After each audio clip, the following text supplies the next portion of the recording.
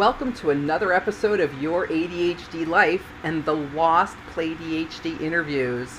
This time we are listening to the talented and tall Jerry Mills, who entertained us all during the ADA conference in 2013. Enjoy the show.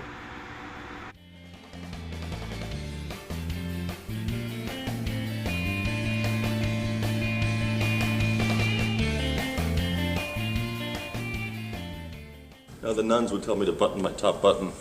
Let's see. Okay. Really? You sure? Yeah. Okay. Don't you have to hit record? It's already recording. Oh, it is. These are the outtakes. I hit record. Oh, yeah, exactly. I cut it down. You missed so much good stuff I because know. you didn't have it on. Yeah. It's true. All the best stuff was in the outtakes. So Kirsten Milliken with PlayDHD, and I'm here with Jerry Mills, and we're at the end of the ADA conference. Amazing. Yeah. So you have done quite a bit while we've been here. Mm-hmm. As far as I'm concerned, you've been a lot of the kind of the play outbreaks for us, including cool. last night when you did some amazing storytelling and music. Thank you. So tell me about you and ADHD. Just a real quick. Grew up with it, got the tar knocked out of me. Were you born with it? Yeah. Me too! Come from lots of generations of it.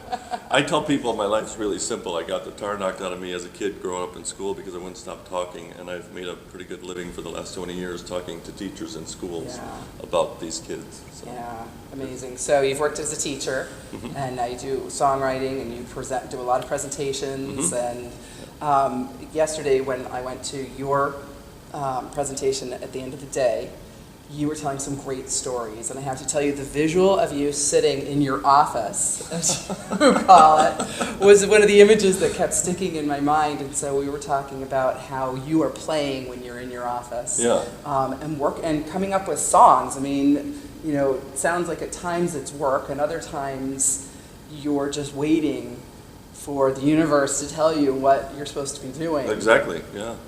And I have two offices. I have a really nice office that I had custom designed, and it's filled with my piles of stuff and all my stuff that I mean to get to.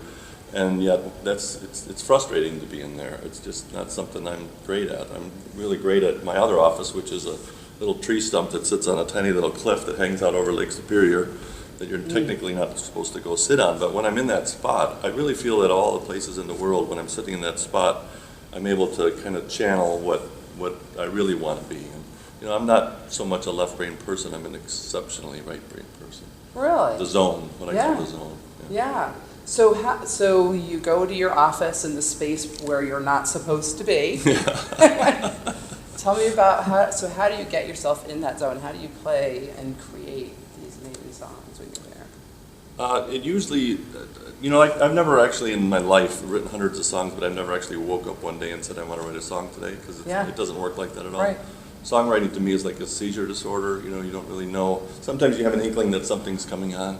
Yeah. And the crazy thing is sometimes it's like today, you know, you get this like adrenaline and excitement, and you start to perspire, and you realize there's kind of something happening, and you pick up the instrument, and usually it usually starts with some sort of rhythm that you kind of hear, and then you start to play, and then you find a chord that fits that rhythm, and then there's a melody, and eventually there's a phrase, but sometimes there's not. This is an open tuning, and I used to call this my default song, where I would just play in this little.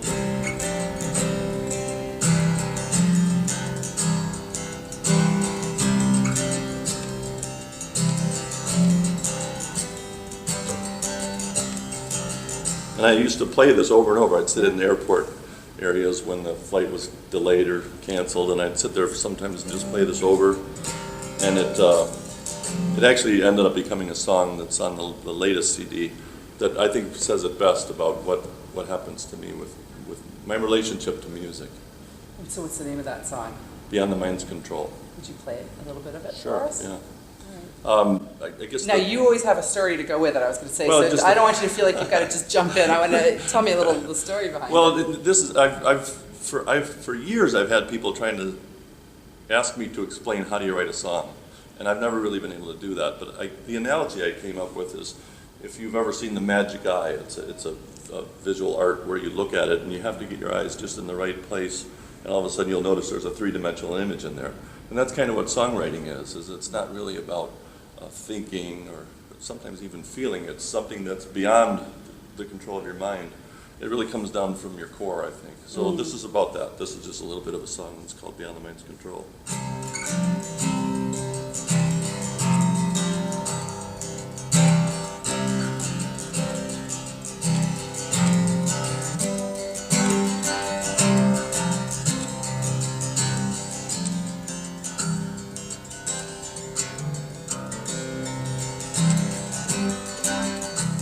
I've got a body that's able and a heart that's strong and a soul that's always churning with some burning song.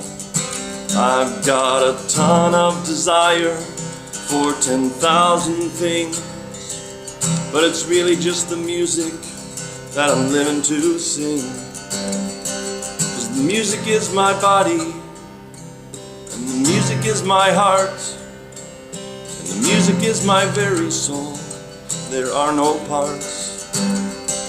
And I've learned to trust the instinct of my body, heart, and soul since I've discovered how to live beyond the mind's control.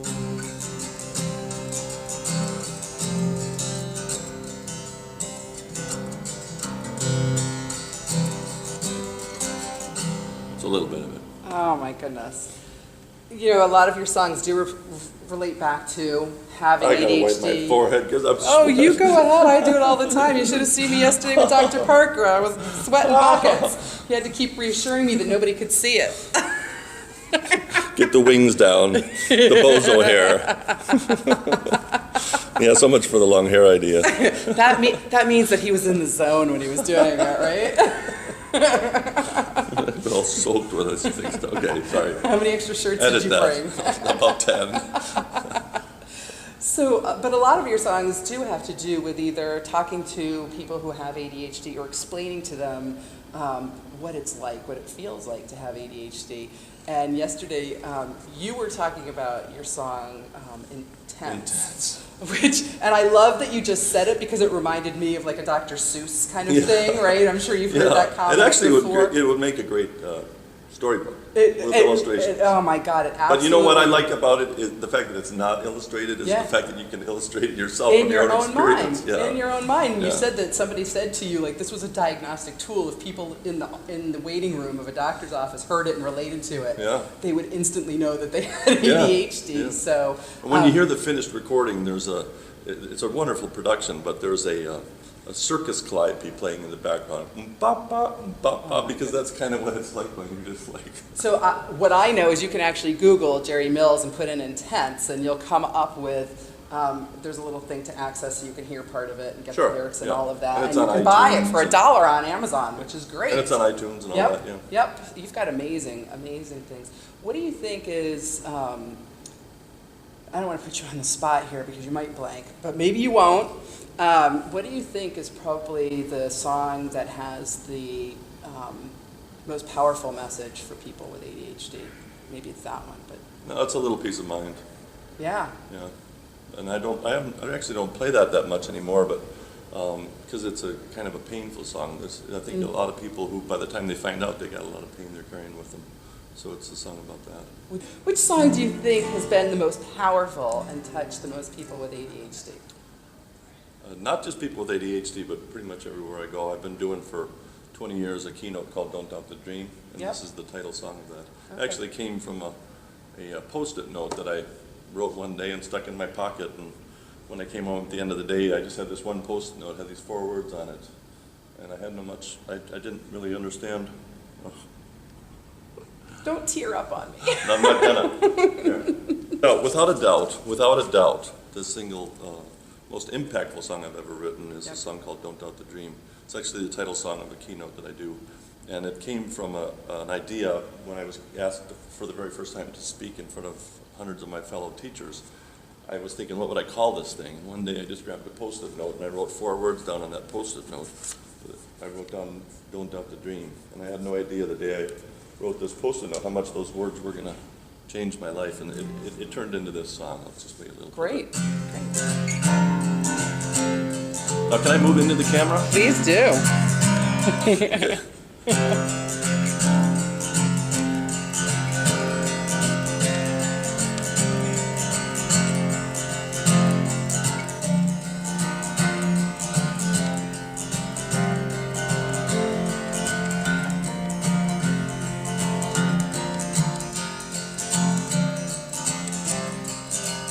I've got pockets full of post-it notes covered with words and thoughts I've encountered, things that I've overheard. And I fill up my pockets each day, all day long, with words and ideas and possible songs. So I emptied my pockets when I got home today, read once again what the post-it notes say. But I only found one note with only one line, just 4 simple words in search of a rhyme. And I'll tell you the line if you promise that you will do what this message is calling you to. It's just one lonely line, but it's more than it seems. The line on the post-it note said, don't doubt the dream.